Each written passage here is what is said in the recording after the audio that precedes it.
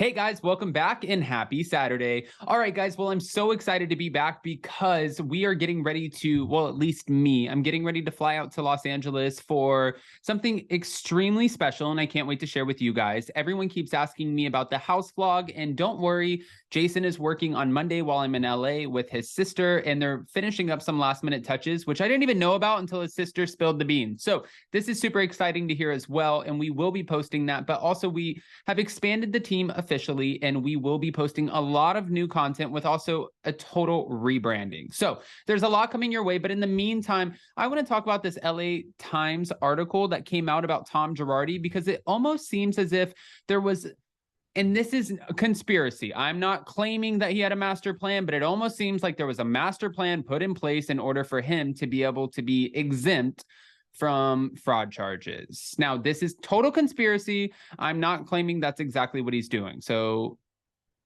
let's keep it at that. With that, guys, we're back to talk about the LA Times article. So if you haven't already, go ahead, smash that like button. If you're not subscribed, get subscribed. Don't forget to hit that notification bell. And now let's jump right in. It's time for all your binge-worthy pop culture news. Welcome to Up and Adam. All right, guys. So LA Times came out with this article, and I want to be completely clear in the way that I cite it, because I just want to make sure I'm hitting all of the facts. So this is what they said. And I love when LA Times does a piece or an expose, because they're always on point. They check their sources and they make sure that they have their shit together. Tom Girardi, the once vaunted Los Angeles trial attorney, has been indicted by federal grand juries in 2 states on fraud charges for allegedly swindling more than $18 million from clients who had endured severe injuries, tragic deaths, A lot went on, and this is what prosecutors announced on Wednesday. In Chicago, Girardi and his son-in-law, attorney David Lira, and the former chief financial officer of Girardi's law firm, Christopher Kamen, were charged with 8 counts of wire fraud and 4 counts of contempt of court. Prosecutors said that the trio has misappropriated more than $3 million in 2020 from settlement funds meant for widows and orphans whose relatives had perished in a Boeing plane crash off the coast of Indonesia. In Los Angeles, Girardi was charged with wire fraud in an indictment that accused him of embezzling more than $15 million from clients in the decade leading up to the collapse of his law firm in 2020. Those funds had gone to cover his law firm's payroll and personal expenses, including a hefty American Express bill and fees at 2 country clubs, the indictment states. Now, they are suing American Express right now. I believe it was something to the effect of $50 million, but they're trying to get their money back, but we'll see. I don't know. I don't know what she thinks about this. Now, just kidding. The prosecution is the latest development in the stunning downfall of a man who was once California's ultimate insider, a Democratic political donor who cultivated close ties with mayors, governors, senators, judges, and Supreme Court justices. He was revered and feared by fellow attorneys for the 9-figure settlements he brokered and the powerful officials he counted as his friends. Mr. Girardi was widely celebrated for being a champion of those fighting against corporations, but our investigation has revealed that, in fact, Mr. Girardi was robbing and stealing from those people. Martin Estrada, the U.S. attorney in L.A., said at a news conference on Wednesday. Estrada said that the charges point to corruption by one of the most high-profile plaintiffs' lawyer in this country. Girardi faces the possibility of decades behind bars, okay, though it is unclear whether a court will permit his prosecution because he was diagnosed with Alzheimer's 2 years ago. Representatives for Girardi, Lira, and Kamen did not respond to requests for comment, but Girardi was expected to appear in federal court in downtown LA on Monday. Kamen, who was previously charged in what authorities describe as a side fraud within Girardi's law firm, has been in federal custody since his arrest in November.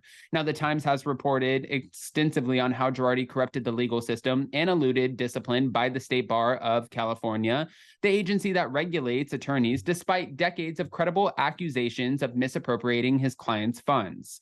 The LA indictment centers on the mishandling of settlement funds for 5 clients, including Josefina, Josie Hernandez, a 55-year-old from Castaic. I've never heard of Castaic, who hired Girardi to represent her in a lawsuit against a medical device company. After receiving a wire transfer of about $128,000 for her settlement in 2020, Girardi used some of the money to pay for luxury car leases and told Hernandez falsely that court hitches had delayed the arrival of the money at his firm. "We like our money just like you'd like yours," Girardi told Hernandez in one voicemail that prosecutors described as a stalling tactic. Hernandez called the indictment validating. "We have been fighting this for so long. She never received her settlement from Girardi, though she did receive some compensation through a state bar program for victims." Another client described by the indictment was Joseph Ruy Gomez, who suffered burn injuries, which was super sad as a teenager in the 2010 San Bruno pipeline explosion. Girardi negotiated a $53 million settlement in 2013 for Ruy Gomez and his parents, but told them that the agreed amount was only about $7.2 million, according to the indictment.